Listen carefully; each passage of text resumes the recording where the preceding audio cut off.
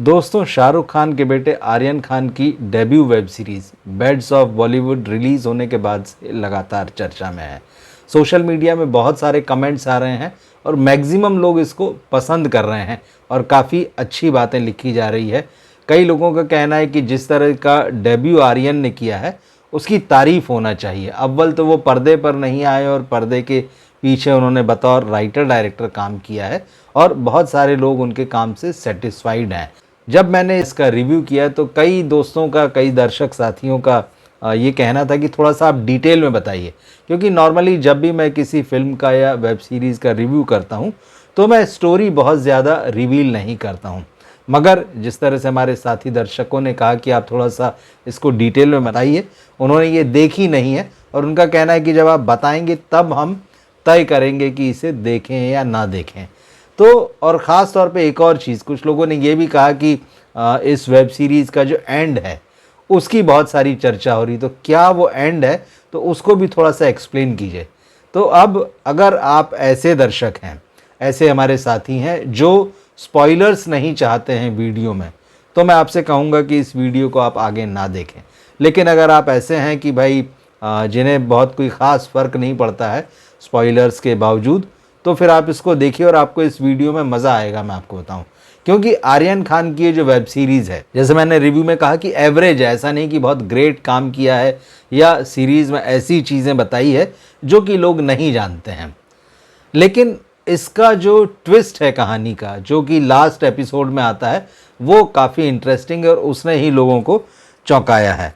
तो मैं इसमें स्पॉयलर्स दूंगा, इसमें मैं स्टोरी की बात करूंगा, क्या ट्विस्ट एंड टर्न है उसकी बात करूंगा। तो अगर आप उन्हें जानना चाहते हैं, आपको उनमें इंटरेस्ट है, तो आप इसको आगे देखिए। जैसा कि मैंने कहा कि नेटफ्लिक्स पर ये जो वेब सीरीज़ आई है, इसमें बॉलीवुड की कायदे से आप देखें जो नैतिक पतन जिसे कहते हैं, किस तरह से बर्बाद हैं यहाँ पर लोग। आम भाषा में यही कहा जाता है यार ये तो बर्बाद आदमी है। तो वो जो नैतिक पतन है वो दिखाया है और ख़ुद आर्यन खान ने इस पर अपने आप पर भी जोक किए हैं। वो जो ड्रग्स मामले में गिरफ्तार हुए थे, समीर वानखेड़े नाम के एक अधिकारी ने उन्हें गिरफ्तार किया था, तो ठीक उन्हीं के जैसे कद काठी का, उन्हीं के लुक वाला, उन्हीं की स्टाइल बॉडी लैंग्वेज वाले एक आर्टिस्ट को लेकर आए हैं और एक ड्रग से जुड़ा हुआ सीन उन्होंने यहाँ क्रिएट किया है।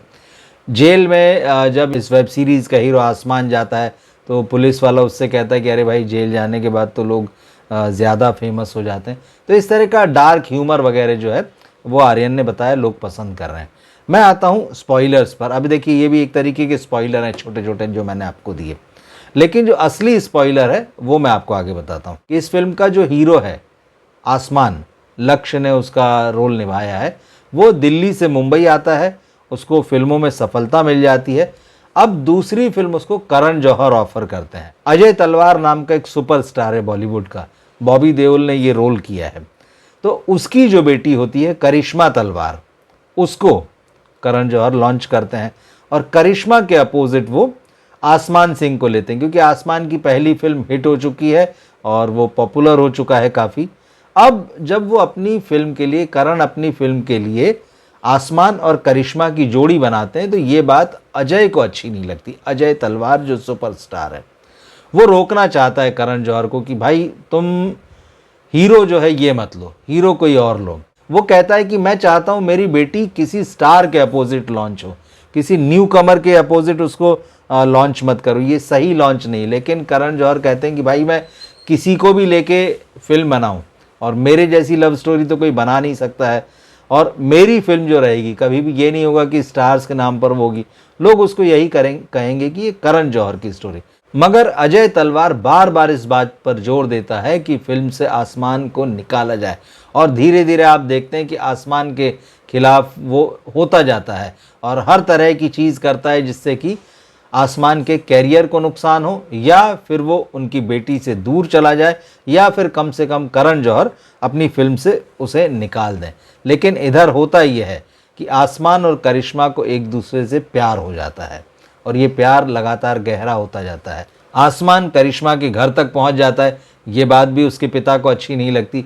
ऐसे में कहानी का एक एंगल ये भी है कि करिश्मा के बचपन का एक दोस्त है, बहुत बड़े बिजनेसमैन का बेटा है, अरबों खरबों का मालिक है वो, तो ऐसे में अजय तलवार ये तय करता है कि अपनी बेटी की शादी उससे करा दी जाए और करिश्मा के बर्थडे पर वो एक सरप्राइज़ अनाउंसमेंट करवाता है, जिसमें जो करिश्मा के बचपन का दोस्त होता है वो उसको प्रपोज़ कर देता है सगाई के लिए, शादी के लिए। अब क्योंकि अचानक ये सीन बना है तो वो भी हाँ कह देती है। अब यहाँ थोड़ा सा आसमान को लगता है कि ये क्या हुआ, अभी कुछ समय पहले तक तो करिश्मा उससे प्यार की बातें कर रही थी और सडनली वो सबके सामने जो है एंगेजमेंट रिंग उसने एक्सेप्ट कर ली है। लेकिन ये प्यार जो है वो आगे बढ़ता है, इसके बावजूद आगे बढ़ता है और दोनों ये तय करते हैं कि भागकर शादी करेंगे। ये फार्मूला, अब कहीं ऐसा लगता है कि ये दिलवाले दुल्हनिया होने जा रही है। कुछ सीन ऐसे भी लगते हैं कि ऐसा तो नहीं कि आर्यन खान ने यहाँ पर अपने पिताजी की फिल्म से इंस्पायर हो गए और वो DDLJ के रास्ते पर आगे बढ़ रहे हैं। भागते हैं दोनों। आसमान की मदर हैं, वो अपनी माँ को फ़ोन करता है कि भाई ये है और ये लड़की है और हम पसंद कर रहे हैं, भाग रहे हैं। मदर दिल्ली में रहती, पिता की मौत हो चुकी है यहाँ तक। जब दोनों भाग रहे हैं तो उनकी माँ आती है और जो अजय तलवार होता है उसको भी पता लग जाता है कि ये भाग रहे हैं और किधर भाग रहे हैं। इसके बाद एक लंबा चेज़ है। 7वां एपिसोड जो है इस कहानी का बहुत इम्पॉर्टेंट है, क्योंकि यहीं पर वो ज़बरदस्त ट्विस्ट आता है और किस जगह पर ये दोनों जाकर शादी कर रहे हैं ये किसी को नहीं पता, लेकिन आसमान ने अपनी मदर को वो लोकेशन भेजी है। आसमान की मदर पहुंचती, मगर अजय तलवार मतलब करिश्मा का पिता भी पहुंच जाता है। अब उसको कैसे लोकेशन मिली, फाइटिंग वाइटिंग और ये सारी चीज़ें हैं। यहाँ पर ये बात खुलती है, हालांकि ये पहले से आ चुकी होती कि जो आसमान की मदर हैं वो भी किसी समय लगभग 26 साल पहले फिल्म इंडस्ट्री में रही है और वो भी एक्ट्रेस बनना चाहती थी, मगर सक्सेसफुल नहीं रही। एक फिल्म का जिक्र है इसमें, सैलाब, जो कि अजय तलवार की ब्लॉकबस्टर फिल्म होती है।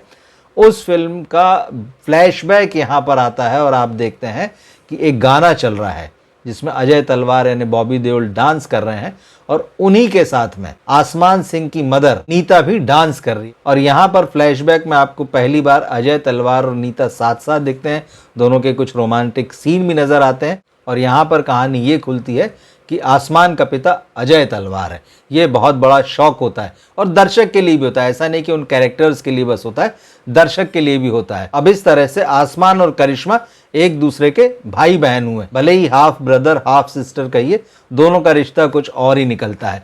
तो ये कहानी एकदम से सिर के बल खड़ी हो जाती। फिर उसके बाद दोनों ये तय करते हैं कि ठीक है भाई, अब क्योंकि रिश्ते में भाई बहन निकल आए तो एक दोस्त की तरह रहेंगे। कुछ और भी चीज़ें हैं, आप देखिएगा। और यहाँ पर एक कैरेक्टर फ्रेडी सोडा वाला का भी है, ये बहुत बड़ा फिल्म प्रोड्यूसर है।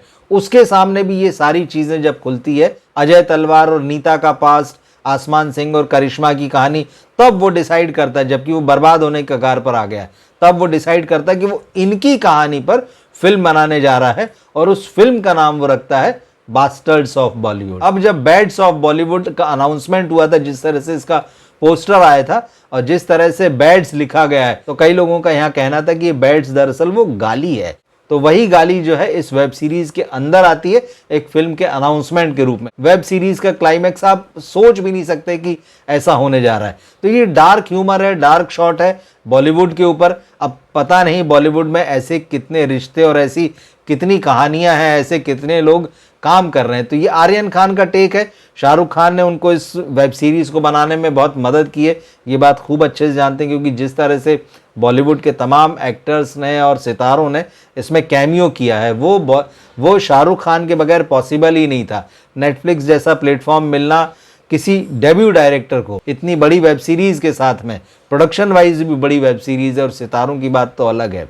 वो शाहरुख खान अगर आर्यन खान के पिता नहीं होते, कोई न्यू कमर इस तरह का सब्जेक्ट अगर लेके गया होता, तो ये वेब सीरीज़ नहीं बन सकती थी। तो आप में से कई लोग चाहते थे कि इस वेब सीरीज़ को थोड़ा मैं डिटेल में खुलकर बताऊं, भले ही उसमें स्पॉइलर रहें, और ख़ास तौर पर इसके जो एंड की चर्चा हो रही, क्लाइमैक्स की चर्चा हो रही, उस पर बात करूं। तो जितना पॉसिबल हो सकता था मैंने बताया। हालांकि अब भी कई चीज़ें छुपा लिए। मैं चाहूँगा कि आप इस वेब सीरीज़ को देखें, और अगर आपने देख ली हो तो कमेंट बॉक्स में ज़रूर लिखें। एक बात मैं जाते जाते कह दूं, इसमें गालियों की भरमार है, तो कम से कम आप अपनी फैमिली के साथ और बच्चों के साथ इसे देखने से बचें। बाकी जो भी आपकी राय हो लिखकर ज़रूर बताएं। आपके कमेंट्स का इंतज़ार रहेगा। मिलते हैं फिर हम अगले वीडियो में। नमस्कार।